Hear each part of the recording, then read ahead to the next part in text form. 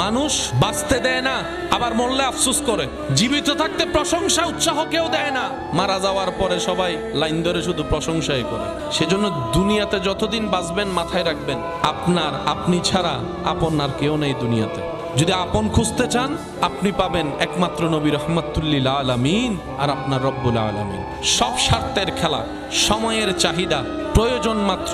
প্রিয়জন আর প্রয়োজনের মধ্যে আসমান জমিন পার্থক্য। আর প্রিয়জনের সংখ্যা তো অনেক কম। সে প্রিয়জন হয় যখন আজরাইল সামনে চলে আসবে, প্রিয়জন আর প্রিয়জন থাকবে না। হাসরের যখন সওয়াবের কথা চলে আসবে, প্রিয়জন আর প্রিয়জন থাকবে না। কারণ মানুষ সবাই দিন শেষে নিজেরটাই ভালো বোঝার চেষ্টা করে, অন্যের মুখে হাসি কেড়ে নিয়ে হলো নিজে হাসার চেষ্টা করে। যতদিন বাঁচবেন তাওয়াক্কুলটা রবের উপর রাখবেন, দিলটা উজাড় করে আপনার আবার নবীকে মোহাব্বত করবেন। বেশি বেশি ইস্তেগফার করব, বেশি বেশি দরুদ পড়ব, সাধ্য মোতাবেক সৃষ্টির উপকার করব, নিজে সয়ে যাব, অন্যকে সুখে রাখার চেষ্টা করব। দেখবেন আল্লাহ তাআলা আপনার জীবনকে এমনভাবে সাজাই দিবে যেটা আপনি কল্পনা করেও পৌঁছাইতে পারবেন না। বলেন সুবহান।